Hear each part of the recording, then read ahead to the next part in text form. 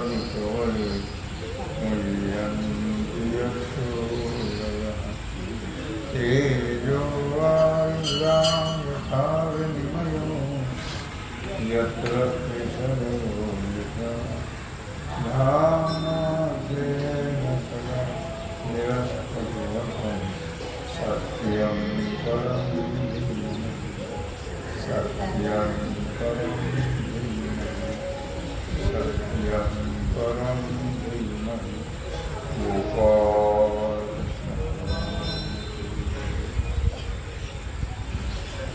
तरी ब्राह्मण करुण दुरे श्रियादिक पैल मेरे माधारी अधिकारी अपुले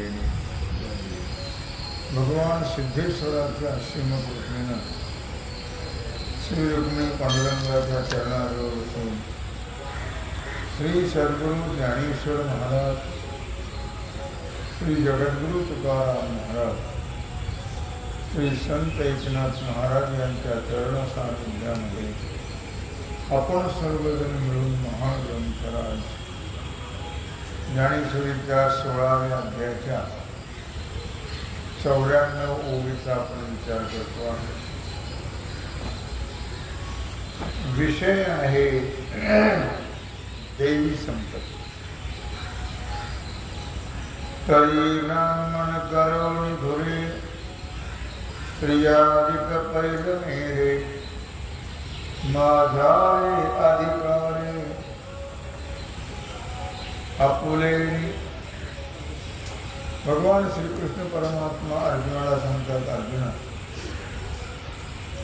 ब्राह्मणांना पुढे करून स्त्री आणि शूद्र यांना पलीकडे ठेवून मध्ये जे क्षत्रिय आणि वैश्य आहे त्याने आपल्या अधिकाराप्रमाणे याचा विचार करणं अत्यंत गरजेचं आहे.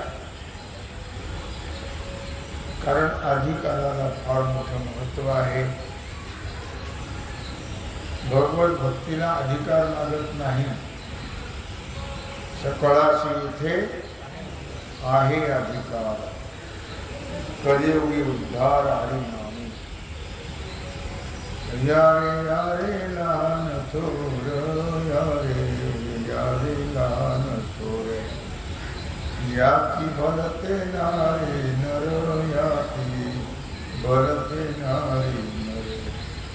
करावा विचार नर विचिंतक वयाचे यारे यारे लहान थोर यारे यारे लहान थोर. सकाळी इथे आली आहे. पण ज्ञानामध्ये मात्र साधन चतुष्टय संपन्नता लागते. वेदामध्ये तिन्ही वर्णाची कानी लागला श्री शूद्राशी आगोला धरून ठेला अद्यापवरी. वेदामध्ये 3 वर्णाला अधिकार आहे. स्त्रिया सर्व 4 वर्णाच्या आणि शूद्र यांना मात्र अधिकार नाही. परमार्थात भजना करता, भक्ती करता, उपासने करता सर्वांना अधिकार आहे.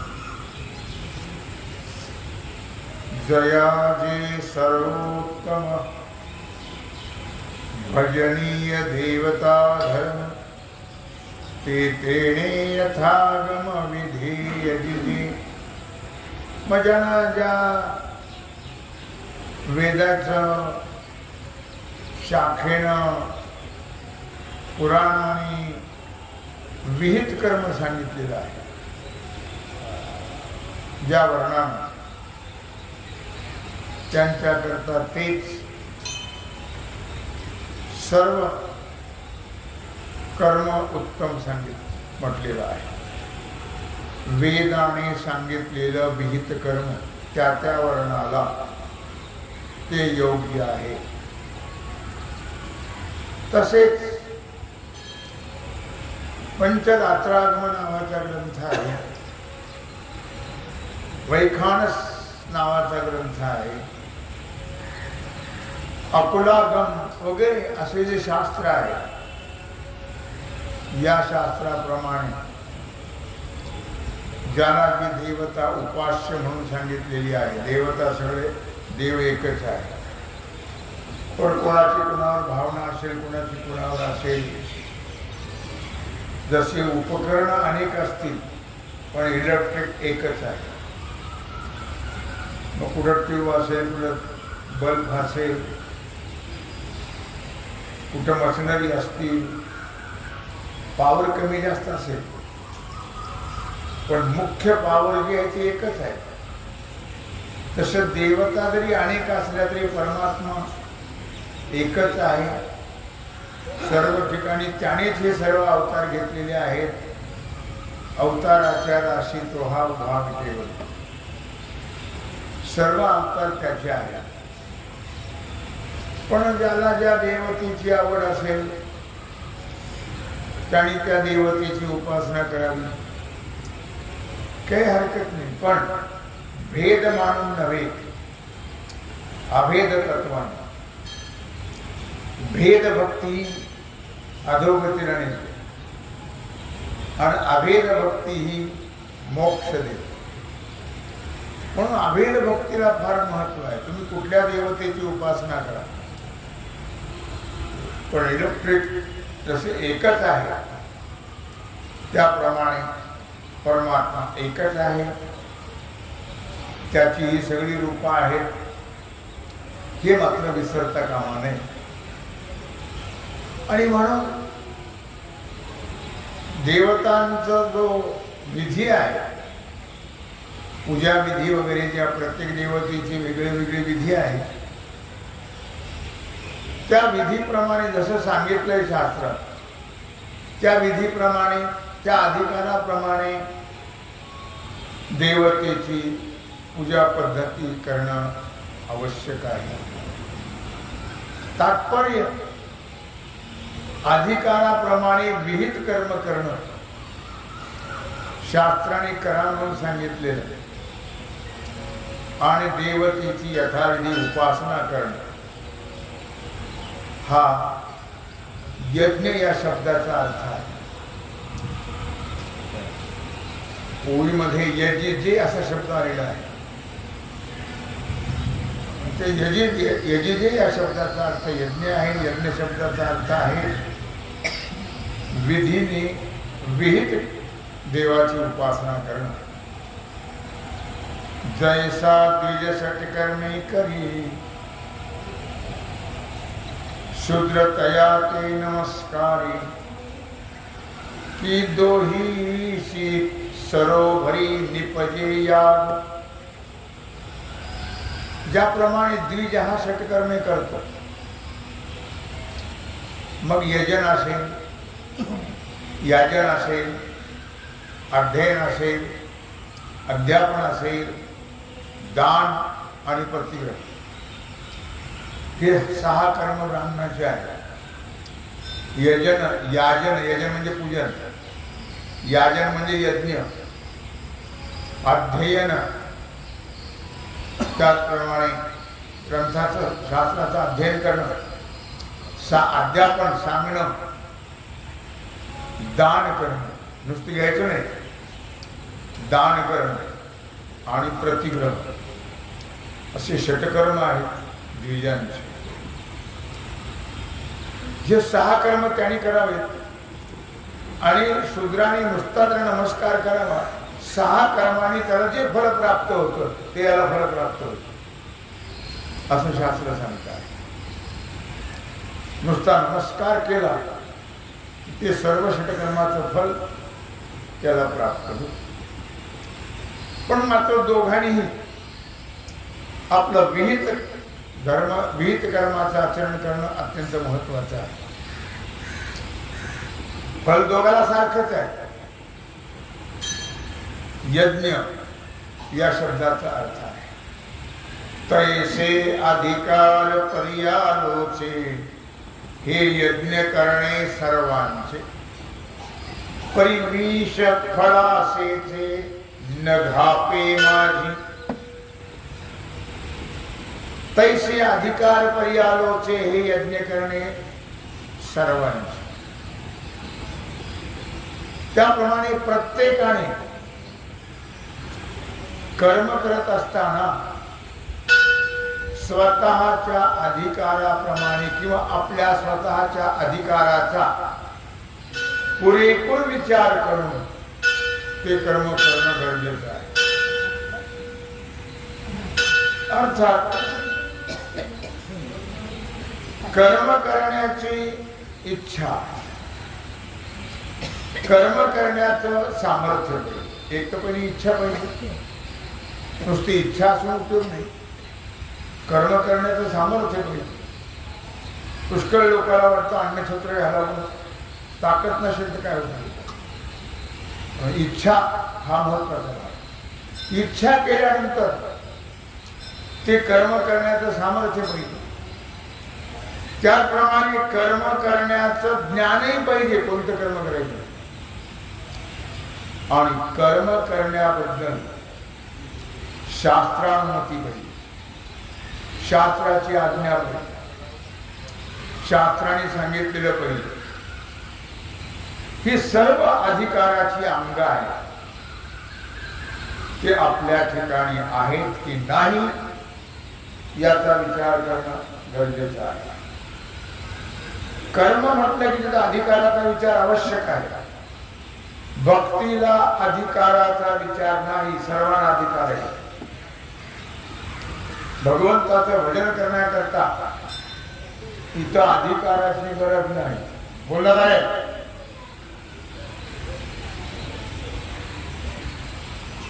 चांडाळाला सुद्धा अधिकार आहे भजन करणे.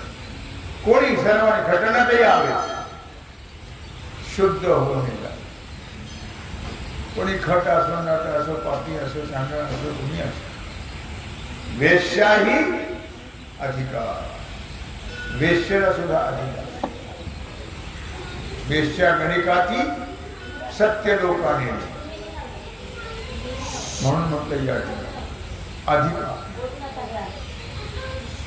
कर्माचा अधिकार, कर्माचा विचार करून अधिकाराचा, त्या अधिकाराप्रमाणे कर्म करणं आवश्यक आहे. हे सर्व अधिकार आपल्या ठिकाणी आहेत की नाही याचा सर्वतोपरी विचार करणं आणि विहित कर्म करणं. सर्व विहित शास्त्राने सांगितल्याप्रमाणेच केलं पाहिजे. आहार, विहार, बोलणं, चालणं सर्व शास्त्राप्रमाणे. शास्त्राच्या विरुद्ध नाही. दैवी संपत्ती चाललेली आहे, आसुरी संपत्ती पुढे आहे. आसुरी संपत्तीवान जे लोक असतात त्यांचा विचार वेगळा आहे. ते माणसं दिसायला फक्त माणसासारखे दिसतात, बाकी पशुच. खाऊ नये ते खातात, पिऊ नये ते पितात, करू नये ते करतात. ते दिसायला माणसासारखे आहे, बाकी जनावरच ते. त्याच्यात आणि त्यांच्यात काही फरक होऊ नये. आसुरी प्रकृती ते पुढे सांगणार. आता सध्या दैवी प्रकृती चाललेली आहे. आणि म्हणून विहित कर्माप्रमाणे कर्म करणं अत्यंत आवश्यक आहे. देवता उपासना करणं, यज्ञ करणं हे सर्वांचं कर्तव्य आहे. जो मानव जन्मदेहाला आला त्याने सत्कर्म करणे अत्यंत आवश्यक आहे. उपासनेला घडचाल व्हावी, भूदेव संत्यासी सदा व्हावी, सत्कर्म योगे वयभाग व्हावी. मनुष्यानं नेहमी ज्यांना वाटतं की आपण जनावर आणि माणसं आहोत, त्याने सत्कर्म करणं अत्यंत गरजेचं आहे. भगवंताचं भजन पूजन करणं अत्यंत गरजेचं आहे. परंतु त्यामध्ये एक विष कालवायचं नाही त्याच्यामध्ये. परिविष फळा आशेचे न घापे. कर्म करायचं पण फलाच्या इच्छेचं विष कालवायचं नाही. भगवत अर्पण बुद्धीनं कर्म करायचं.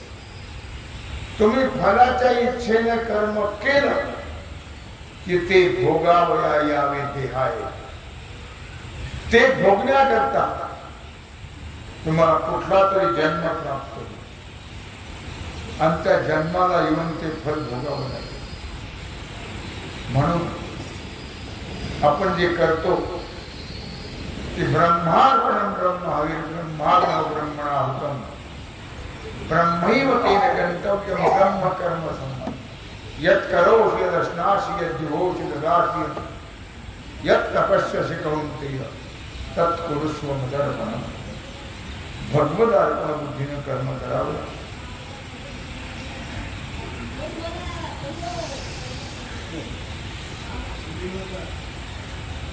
फलाची आशा धरून कर्म करू नये. निष्काम भावनेने कर्म करावं हा त्याचा अर्थ आहे. तुम्ही फलाच्या इच्छेने आयुष्यभर कर्म करतात बोलणार आहे. अरे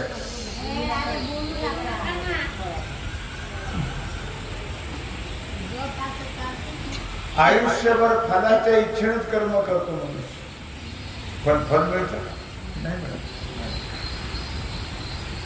जसं पूर्वजन्माचं प्रारब्ध असेल त्याप्रमाणे त्याला फलप्राप्ती होते. कर्माने फल प्राप्त होत नाही. त्या क्रियमानाचं होतं प्रारब्ध संचित, संचिताचं होतं प्रारब्ध ते भोगायला प्राप्त होतं. पूर्वजन्मामध्ये केलेलं या जन्मातलं पुढच्या जन्मात मागच्या जन्मातलं या जन्मात असा प्रकार आहे. म्हणून कर्माच्या फलाची इच्छा करू नये. भगवत अर्पण बुद्धीने कर्म करा. कोणतंही कर्म असेल देवाला अर्पण करून करा. मग तुम्ही पाणी प्यायचं असेल, चहा प्यायचा असेल, जेवायचं असेल, मंदिरात जायचं असेल, घरी जायचं असेल, देवाला अर्पण करा. चला देवाला भगवत अर्पण कृष्णार्पण म्हणून करा. मग विष सुद्धा अमृत होईल. भगवत अर्पण बुद्धीने जर केलं तर विष का प्याला राजाजीने भेजा पिबत पिबत मीरा आशिलो पग भंगरू बांध मीरा नाचिले.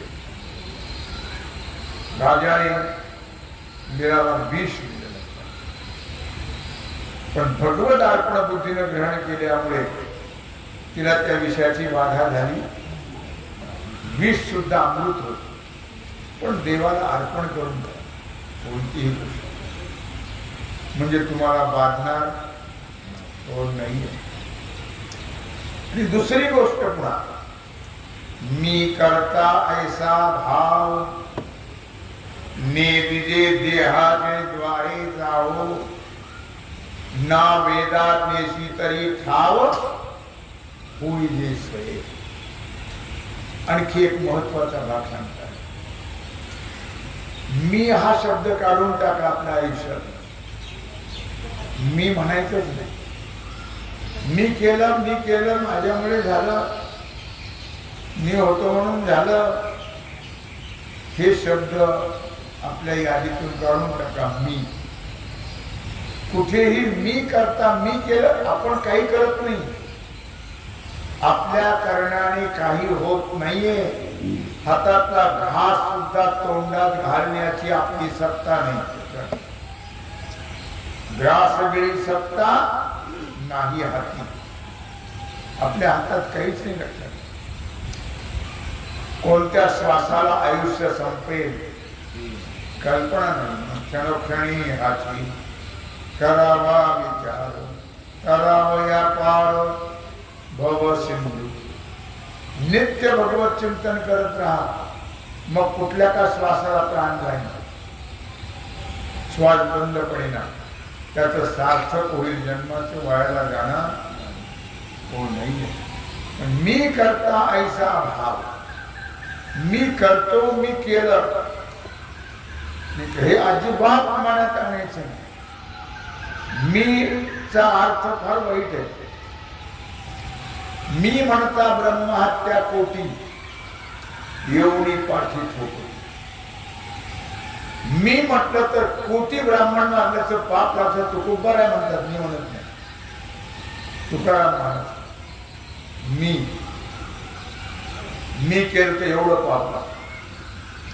म्हणून मी शब्द काढून टाकायचा. मी काही करत नाही.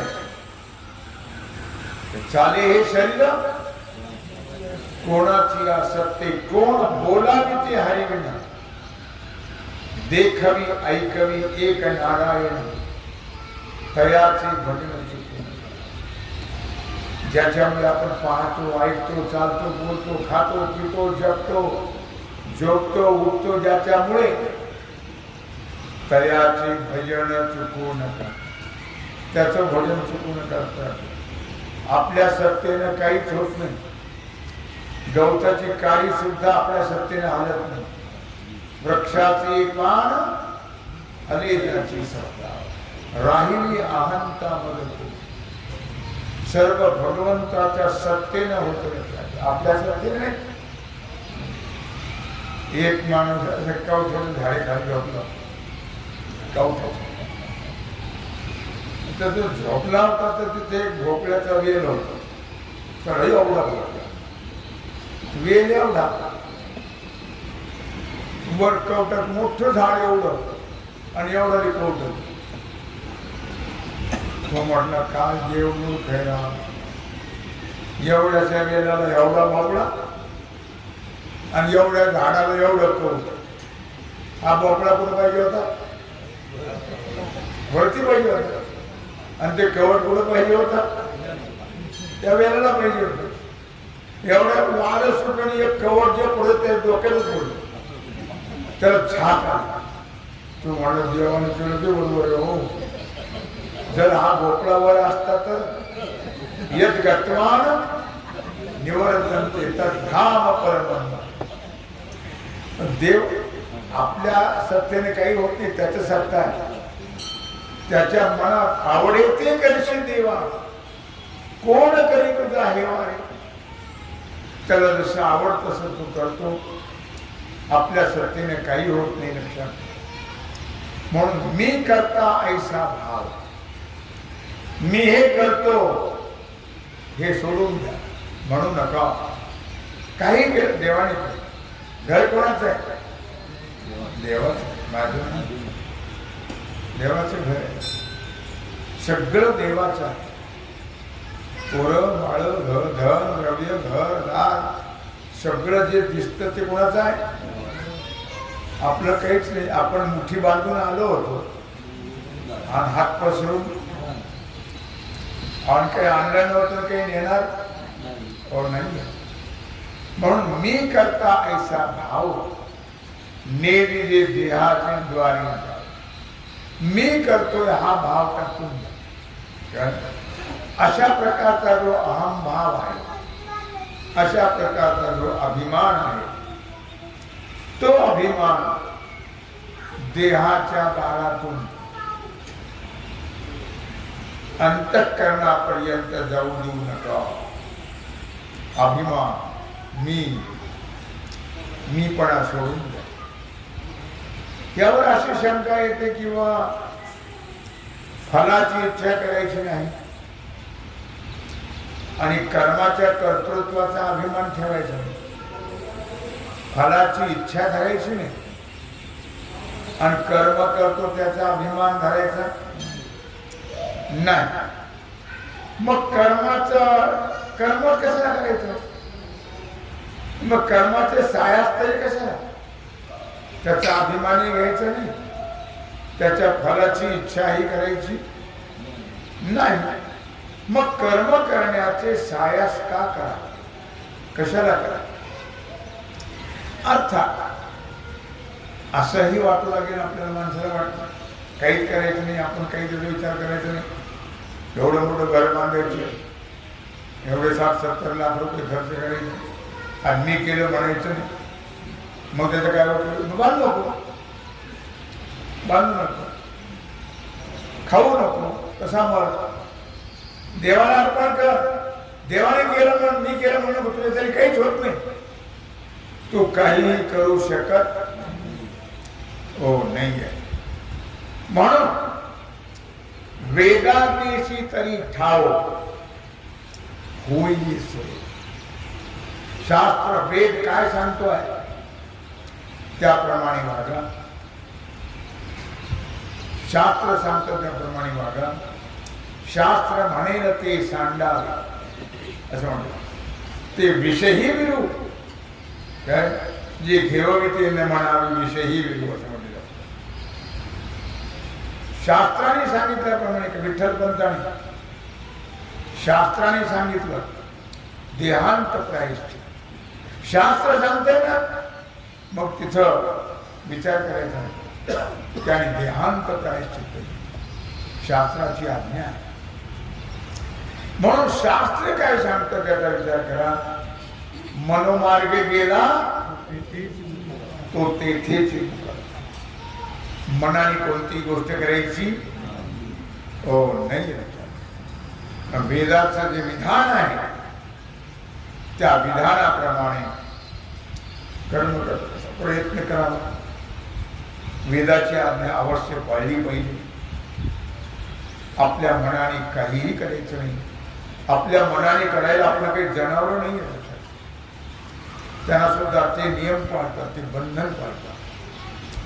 पण माणसं त्या जनावरापेक्षाही खालच्या दर्जाच्या. त्यांना नियम नाही, त्यांना बंधन हो नाहीये. अर्जुना एवं संज्ञो सर्वत्र जानयज्ञो कैवल्य मार्गीचा अभिज्ञो सांगाती हा. भगवान श्रीकृष्ण परमात्मा अर्जुनाला सांगतात. याप्रमाणे अर्जुना वर्णाश्रम विहित. आपला वर्ण कोणता आहे? 4 वर्ण आहे, 4 आश्रम आहे. वर्ण किती आहे? 4. कसे कशाचे? तुरीचं, मुगाचं वर्ण. वर्ण म्हणजे ब्राह्मण, क्षत्रिय, वैश्य आणि शूद्र हे 4 वर्ण आहेत. 4 आश्रम आहेत. ब्रह्मचारी, गृहस्थ, वानप्रस्थ आणि संन्यास हे 4 आश्रम आहेत. म्हणून आपल्या वर्णाश्रमाला शास्त्राने जे विहित म्हणून सांगितलेलं आहे ते विहित कर्म निष्काम भावनेनं करा. निष्काम भावनेनं निराभिमान वृत्तीनं करा. त्याचा फलाची इच्छा करू नका आणि त्याचा अभिमानही धरू. धर्माचं अनुष्ठान करा. धर्माला फार मोठं महत्व आहे. लक्षात ठेवा. धर्म रक्षिती रक्षिता. तुम्ही धर्माचं रक्षण केलं, धर्म तुमचं रक्षण करीन. धर्म हे जीवन आहे हे विसरता कामा नये. म्हणून विधीपूर्वक मनुष्याने देवता उपासना करावी. विधीपूर्वक सर्व दैवी संपत्तीचे विचार आहेत ते विधीपूर्वक पाळावे. यज्ञ यागादी जे आहेत ते विधीपूर्वक करावे. असा पूर्ण विधिमार्ग, त्या विधिमार्गाचं आचरण करणारे जे आहेत त्यांना म्हणतात दैवी संपत्तीवान. असा दैवी संपत्तीचा विचार या ठिकाणी आपण करतो आहोत. महत्वाचा भाग असा आहे की आता चेंडवे भूमी हाणीजे हे नव्हे तो हाती आणीजे की शेती बी विखुरीजे परिपिकी लक्ष. ज्याप्रमाणे जमिनीवर ते चेंडू मारला, आपटला की काय होतं, तो चेंडू मारायचा म्हणजे आपल्या हातात येण्याकरता. हे नव्हे तो हाती आणीजे. जमिनीमध्ये बी पेरायचं म्हणजे वाया घालवायचं का? नाही. पिकाकडे लक्ष ठेवून मनुष्य जमिनीमध्ये बी पेरत असतो.